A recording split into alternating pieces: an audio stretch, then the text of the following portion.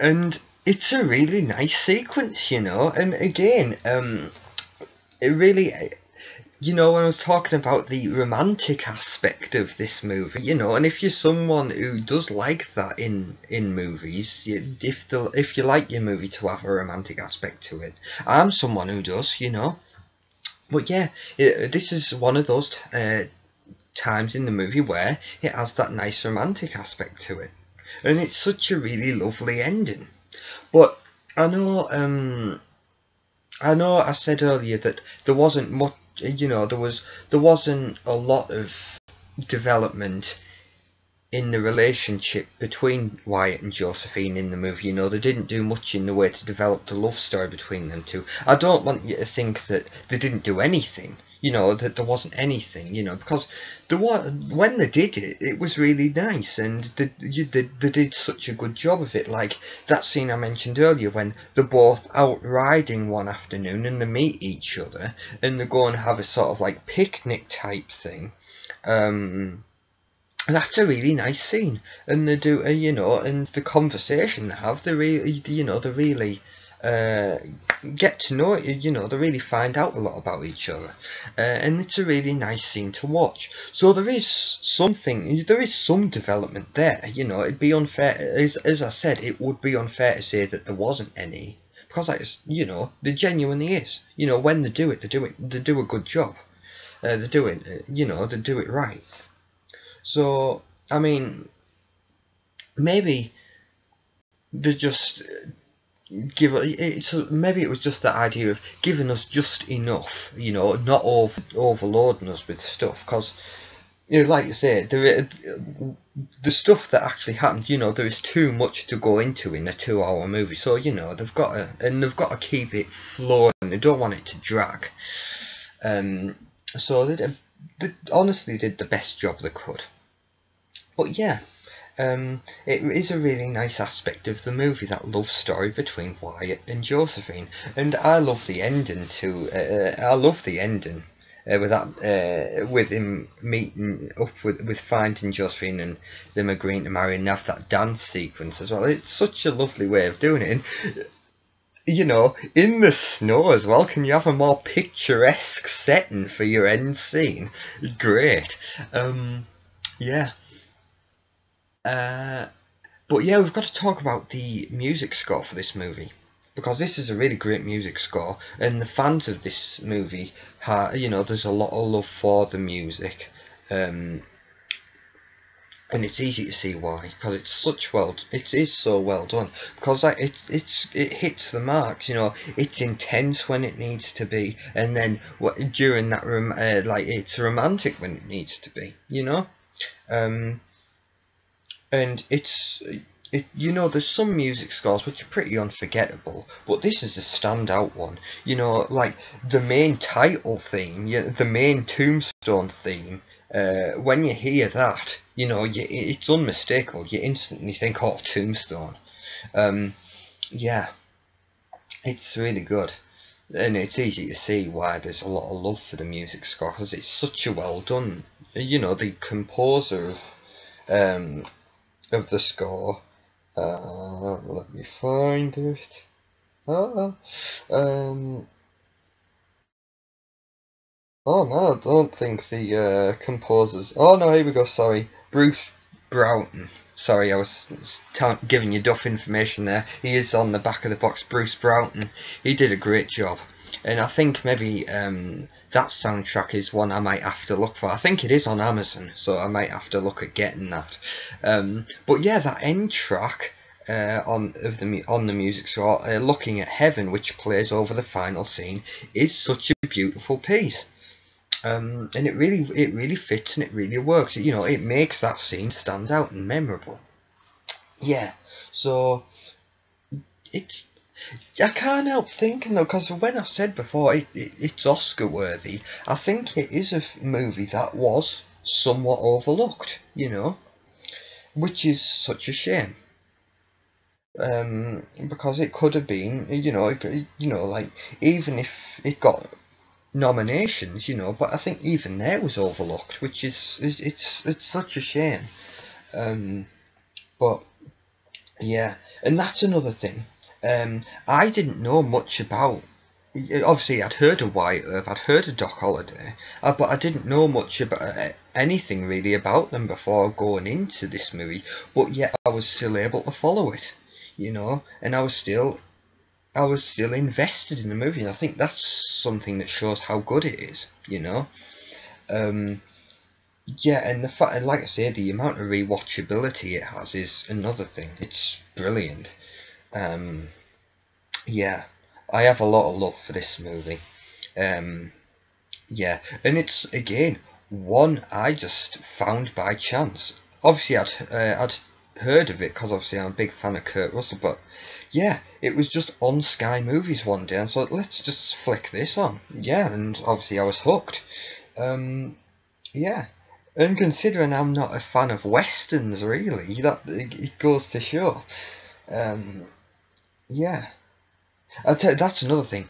When I was saying how good Kurt Russell is in this movie, when you watch the movie, keep looking at Kurt Russell's eyes, because the look in his eyes in this movie is amazing. Honestly, he's completely zoned out. Kurt Russell is gone, and Wyatt Earp is taken over.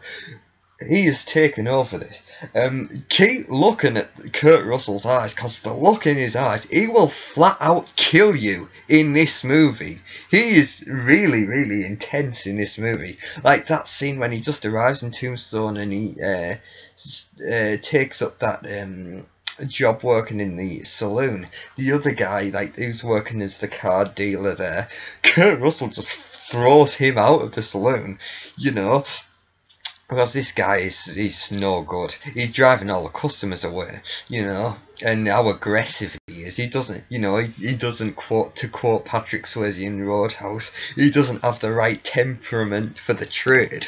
But yeah, Kurt Russell just throws him out.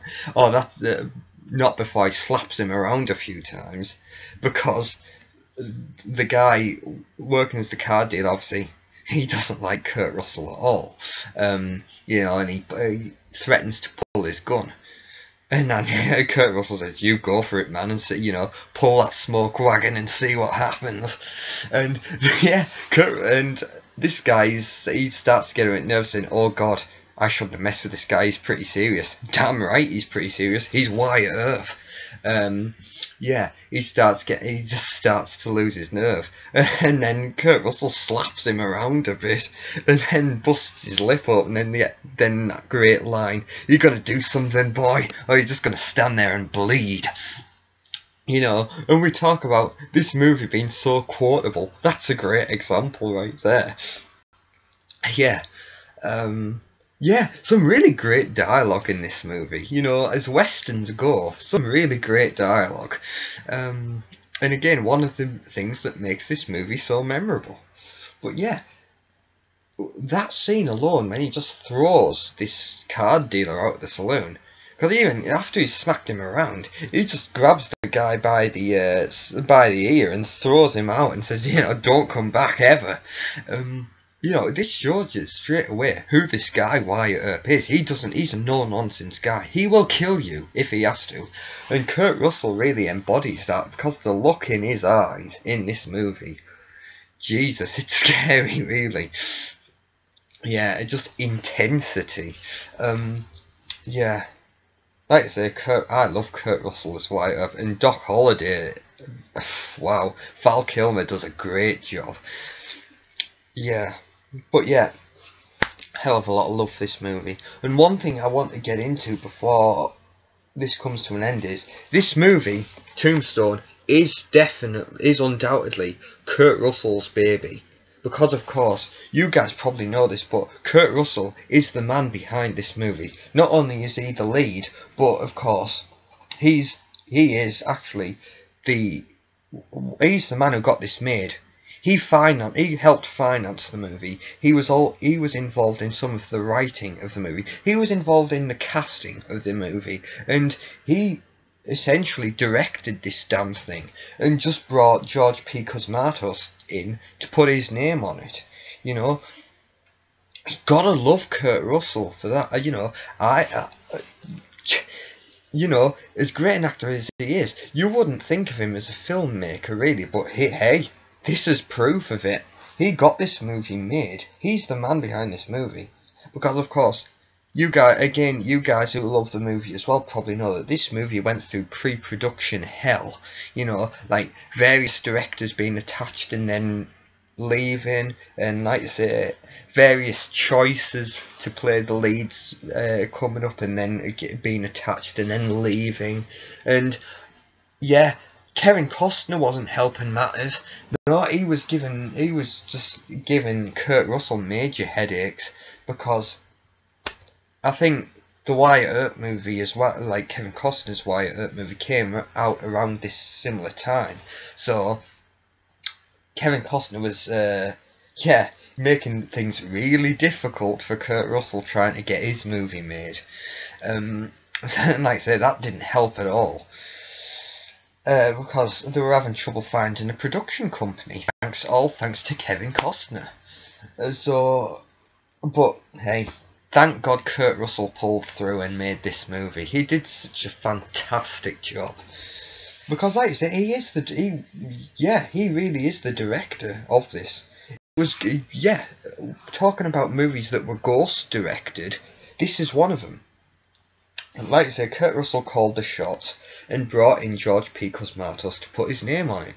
And obviously, George P. Cosmatos was, or should I say, Kurt Russell was referred to George P. Cosmatos through Sly Stallone. Sly Stallone, of course, used George P. Cosmatos to ghost direct First Blood Part 2. You know, Sly Stallone called the shots on the movie and just brought in George P. Cosmatos to put his name on it, and recommended him to Kurt Russell. Thank God, because Kurt Russell did a great job with this. But I know that's the thing. Kurt Russell stated that he wasn't involved in the editing process of this. Like, he didn't, so he just called the shots. But when it came to directing it, when it came to editing it, that was left to the studio and Cosmatos. And also, Kurt Russell didn't have anything to do with the director's cut that was released as part of the Vista series. Although Kurt Russell has stated that he owns, owns is the wrong word, he's in possession of everything of this movie. He's got all the footage that was shot and all the music score. So and it is conceivable this could happen, but how brilliant would it be if we finally got a definitive version of this movie edited by edited and arranged by Kurt Russell? That would be awesome. I'd love that to happen. It could, because he's got all the stuff there. But yeah, I would love that to happen. As great as this theatrical version is, the original theatrical version is, I would love to see a version done by Kurt Russell. That'd be amazing. Now, that's something I just wanted to get off my chest, because of course, if you didn't know that, because you look at this and, like I say, a George P. Cosmatos movie, it's something you don't know, it's something you wouldn't know unless you looked into it. But yeah, this is Kurt Russell's movie, and he's done a masterful job. Like I say, I think this is great, and obviously a lot of people do too, because it's such a cult classic, and obviously one of the greatest taglines ever, "Justice is coming." That honestly, such a great tagline. But yeah, a lot of love for this movie, and I genuinely do think it is the definitive Wyatt Earp movie, and possibly the definitive Western as well. It's such a standout movie, standout Western, so well done. Like I say, if I was to recommend a Western, or recommend a movie in general, this is it. And even if you're not a Western fan, I'm not either, but I love this movie, and I think you could very well too. But yes, that pretty much brings this to a close. And I'd like to thank you all for watching, and thank you for sticking with me. And I hope if you're a fan of this movie, you know that you agree with some of the points I've made. And if you haven't seen the movie, I hope that this has sparked your interest. Yeah, it'd be a pretty safe bet, you know, that if you watch it, you'll enjoy it, because it is a well done movie, you know, and it genuinely shows. But yes, if you do decide to watch this, I hope you enjoy it, and I'd like to thank you all for watching, and thank you for sticking with me, and I will see you all next time. Thanks everybody.